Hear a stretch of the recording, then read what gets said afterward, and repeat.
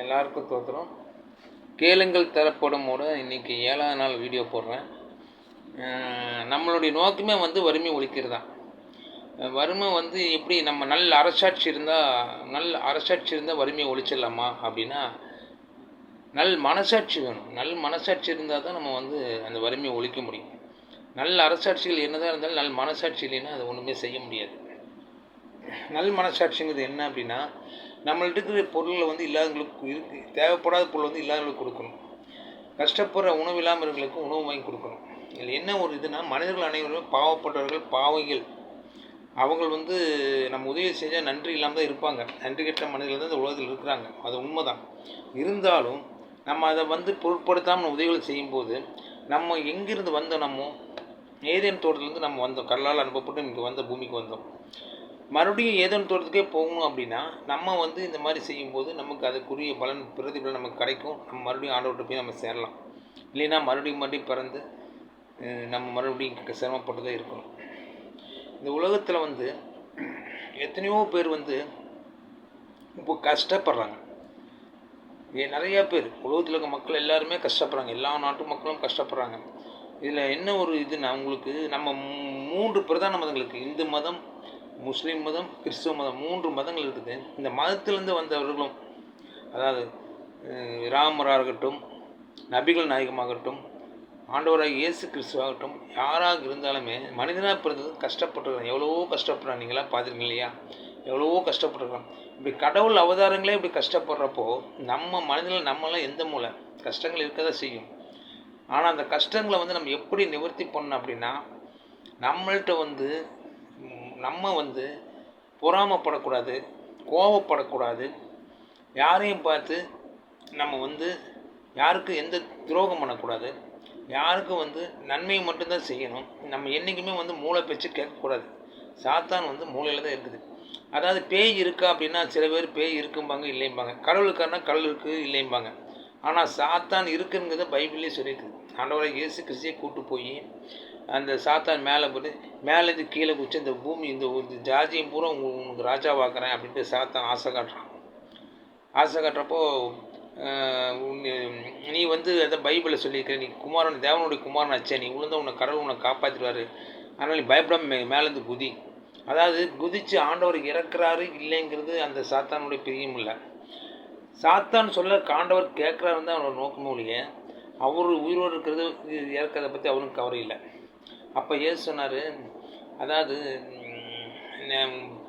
ஆண்டவர் என்ன சொல்கிறாரு, அப்போ பிசாசை பார்த்து எனக்கு சாத்தானே அப்பால போன்னு சொல்லி வெட்டி விட்டுறாரு. உடனே சாத்தான் அவனை விட்டு விலகி போயிடுது.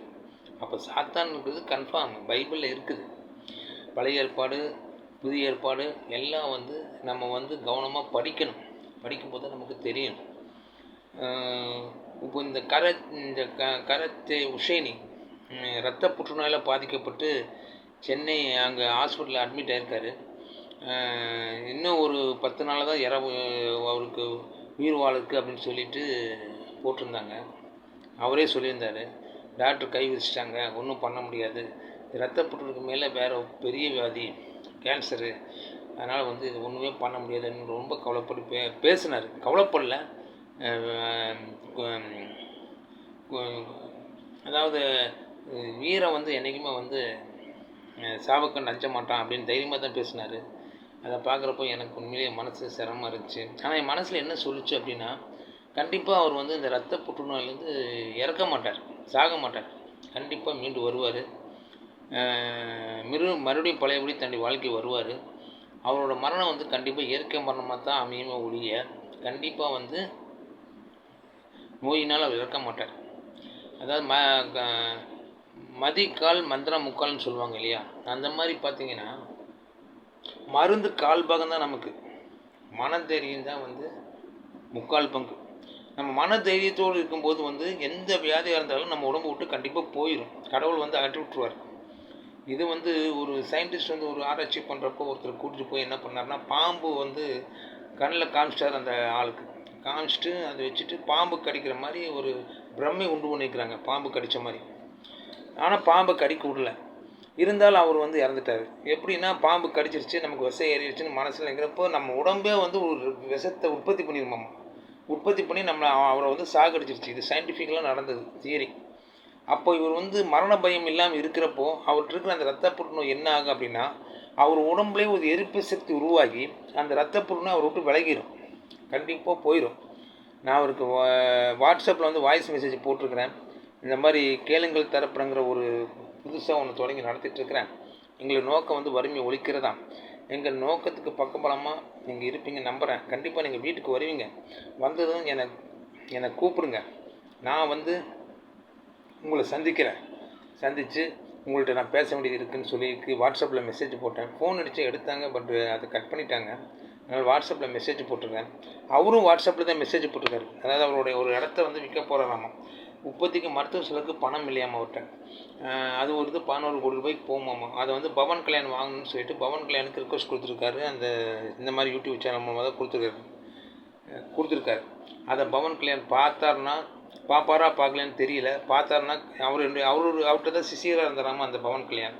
இருந்து பிளாக் பெல்ட்லாம் வாங்கியிருக்காராமா பவன் கல்யாண், நடிகர், தெலுங்கு நடிகர். அதனால் வந்து கண்டிப்பாக வந்து செய்வாங்க, வந்து இடத்த வாங்குவார் அப்படின்னு சொல்லியிருக்காரு. அவர் ஹுசேனி சொல்லியிருக்காரு. அந்த மாதிரி நம்பிக்கையில் தான் நானும் பேசுகிறேன். இந்த வீடியோ வந்து ஹுசேனி பார்ப்போம் என்னமோ தெரியல. ஆனால் நான் வந்து சொல்கிறேன், கண்டிப்பாக அவர் வந்து உயிரோடு வருவார். அவரோட மாதிரி இருக்க இயற்கை மரணமாக தான் இருக்கும். அதுக்காக நம்ம எல்லாருமே ஜெயிப்பிச்சுப்போம், கடவுள்கிட்ட வேண்டிப்போம். மற்றபடி நம்மளுடைய நோக்கங்கள், சிந்தனைகள் எல்லாமே நான் சொல்லியிருக்கிறேன். உங்களுக்கு ஒவ்வொரு வீடியோவில் சொல்லிகிட்ருக்கிறேன். வாலிப பசங்கள் வந்து 10% வந்து எடுத்து வைக்கணும். 50 வயசு வரைக்கும் அந்த அமௌண்ட்டு எடுக்கக்கூடாது. 90% தான் வீட்டுக்கு செலவு பண்ணணும். அப்படின்னு உங்களுக்கு ஒவ்வொரு வீடியோவில் சொல்லியிருக்கிறேன். அப்படிங்கிறப்போ வருங்காலத்தில் வறுமை இல்லாமல் போயிடும். இப்போ இருக்கிற வறுமைக்கு காரணம் என்னென்னா, மனசு இல்லாதனால தான் வறுமைக்கு வர காரணம். நம்ம வந்து நம்மளுடைய மூளைக்கு கட்டுப்பட்டு நடக்கிறதுனால தான் இந்த பிரச்சனையே.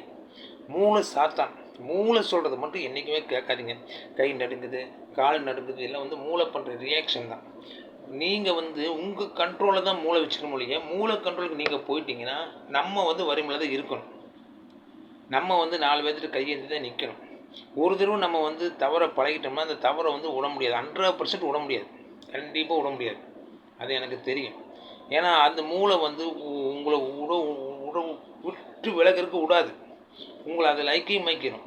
அப்போ நம்ம ஐக்கியமாக்கிறப்ப நம்ம என்ன மனசில் நினைக்கணுமா, இங்கே பாரு, நான் சொல்கிறத நீ கேட்கணும், நீ சொல்கிறத நான் கேட்க முடியாது, நான் இன்றைக்கி தவறு செய்ய மாட்டேன் அப்படின்னு முடிவு பண்ணிட்டீங்கன்னா நீங்கள் ஜெயிக்கணும். உங்கள் மூளை ஜெயிக்கக்கூடாது, நீங்கள் ஜெயிக்கணும். உங்கள் மனசு ஜெயிக்கணும். மனசு தான் கடவுள். அந்த மனசு ஜெயிக்க வைக்கணும். மூளைக்கு வந்து அடிமையாகக்கூடாது. எல்லோரும் வந்து மூளைக்கு அடிமையாகாமல் மனதாகிய கடவுளுக்கு கட்டுப்பட்டு மனதோட வார்த்தையை கேட்டு நடந்தீங்கன்னா உங்கள் எல்லாத்துக்குமே கண்டிப்பாக நல்ல வாழ்க்கை கிடைக்கும். ஆத்மா எங்கே இருக்குது? இங்கே தான் இருக்குது, இதயத்தில் தான் இருக்குது, துடிச்சிட்டு இருக்குது ஆத்மா. அந்த ஆத்மாவில் கையை வச்சு, என் ஆத்மாவே கர்த்தரை சோசிரி, என் ஆத்மாவே கர்த்தரை சோசிரி, அவர் செய்த சகல உணவு மறவாதே அப்படின்ட்டு நம்ம ஆத்மாவுக்கு சொல்லுவோம். ஆத்மாவுக்கு சொல்லணும்.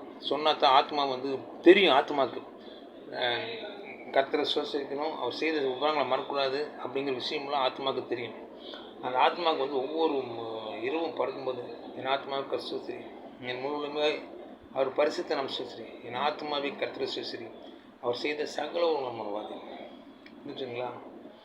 என் ஆத்மாவே கர்த்தரை சோசிரி, என் முழுவதுமே அவர் பரிசுத்த நாமத்தை சோசிரி, என் ஆத்மாவே கர்த்தரை சோசிரி, அவர் செய்த சகல உபகாரங்களை மறவாதே. சுவாமி ஆமேன்னு சொல்லணும். சகல உபகாரம் மறவாதேன்னு சொல்லணும். நம்மளை வந்து இந்த பூமிக்கு அனுப்பிச்சிருக்காரு. நம்ம பூமியில் வந்து நம்மளால் கஷ்டப்படுற மக்களுக்கு நம்மளால் முடிஞ்ச உதவிகளை செய்யணும். அப்புறம் வந்து இந்த மும்மொழி கொள்கையில் வந்து பிரச்சனைங்கிறாங்க, அதை வந்து மத்திய அரசு கைவிட்டுட்டு தமிழகத்துக்கு அந்த நிதியை கண்டிப்பாக விடுவிச்சிடும். அதை நீங்கள் பார்க்க தான் போகிறீங்க. அப்படி விடுவிக்கலை அப்படின்னாலும் நம்ம தமிழக மக்கள்லாம் சேர்ந்து குடும்பத்துக்கு 100 ரூபா முதலமைச்சருக்கு அனுப்பிச்சுடலாம். இந்த மாதம் பார்ப்போம். இந்த மார்ச் மாதம் வரைக்கும் பார்ப்போம். மத்திய அரசு வந்து இந்த பணத்தை விடுவிக்கலை அப்படின்னா முதல் அமௌண்ட்டு ஏப்ரல் 1 100 ரூபா வந்து முதலமைச்சருக்கு நான் அனுப்ப போகிறேன். கல்விக்காக நான் அனுப்ப போகிறேன். அதே மாதிரி என்ன பின்தொடர்ந்து நீங்கள் கல்விக்கு ஒவ்வொரு குடும்பத்தையும் 100 ரூபா அனுப்புங்க. அந்த 2000 கோடிக்கு மேலேயே போயிடும். நமக்கு 9 கோடி மக்கள் இருக்கிறாங்க தமிழ்நாட்டில். அதனால் வந்து கண்டிப்பாக 9 கோடி மக்கள் ஒவ்வொரு ரூபா அனுப்பிச்சாலே 9 கோடி ஆகுது. 100 ரூபாங்கிறப்ப யோசனை பாருங்கள். 9 கோடி மக்கள்னால் ஒரு குடும்பத்துக்கு 4 பேர் இருப்பாங்க, 5 பேர் இருப்பாங்க. குடும்பத்துக்கு 100 ரூபா போதும் அனுப்பிச்சிங்கன்னா அது கிட்டத்தட்ட 5000 கோடிக்கு மேலே போயிடும். நிறையா போயிடும், காசு போயிடும். அப்போ ஆட்டோமேட்டிக்காக நம்ம கல்விக்கு வந்து எந்த பிரச்சனையும் இருக்காது. குழந்தைகள்லாம் பார்த்தீங்களா, 10,000 ஊதி சேர்ந்துச்சு உண்டியல் காசில் ஒவ்வொரு குடும்பம் எடுத்துக்கணும். இப்போ 3-4 பேர் சேர்ந்து செஞ்சாலாம் வந்து கல்வியை வந்து காப்பாற்ற முடியும். நமக்கு கல்வி தான் அவசியம், கல்வியை காப்பாற்ற முடியாது. நான் வந்து இந்த மந்த் எண்டு வரைக்கும் தான் மத்திய அரசுக்கு கெடு வச்சுருக்கிறேன். மத்திய அரசு கொடுக்கலைன்னா முதலமைச்சருக்கு ஒரு வேண்டுகோள், முதலமைச்சருக்கு நான் தமிழ்நாடு முதல்வருக்கு ஒரு வேண்டுகோள் கொடுக்குறேன். தயவு செஞ்சு கல்வி செலவுக்கு பணம் கொடுங்கன்னு கேளுங்க. நீங்கள் ஒரு அமைப்பை தொடங்குங்க. அந்த அமைப்புக்கு நான் 100 ரூபா அனுப்பிச்சி விட்றேன். அப்படி என்னுடைய வீடியோ பார்க்கல நீங்கள் இது பண்ணாலும் நான் 100 ரூபா வந்து உங்களுக்கு முதலமைச்சர் நிவாரண நிதிக்கு அனுப்புகிறேன். 100 ரூபா அனுப்புகிறேன். அதை வந்து கல்விக்கு நீங்கள் செயல்படுத்திங்க. என்ன மாதிரி தமிழ்நாட்டில் இருக்கிற எல்லா குடும்பங்களும் மாதம் 100 ரூபா அனுப்புங்க. தமிழ்நாட்டில் எந்த பிரச்சனையும் இருக்காது. மதுக்கடையை ஆட்டோமேட்டிக்காக நம்ம தமிழக நல்ல மனுஷர் அவர் கண்டிப்பாக மதுக்கடையை மூடிடுவார். ஆனால் அதுக்கு நம்ம செய்ய வேண்டியது அவருக்கு நம்ம பக்கபலமாக இருக்கணும். மாதம் 100 ரூபா நம்ம அனுப்பணும். அனுப்பிச்சிங்கன்னா வறுமை ஒழிச்சிடும் தமிழ்நாட்டில். தமிழ்நாடு சுபிட்சமாக இருக்கும். தமிழ்நாடு சுபிட்சம் ஆன பின்னால் மற்ற மாநிலங்களை போய் சுபிட்சமாக என்ன பண்ணணும்னு நம்ம யோசனை பண்ணி அது போல செய்யலாம். எல்லோரும் சேர்ந்து கூட ஒத்துழைப்பு நினைக்கிறேன். நன்றி, வணக்கம், தோற்றம்.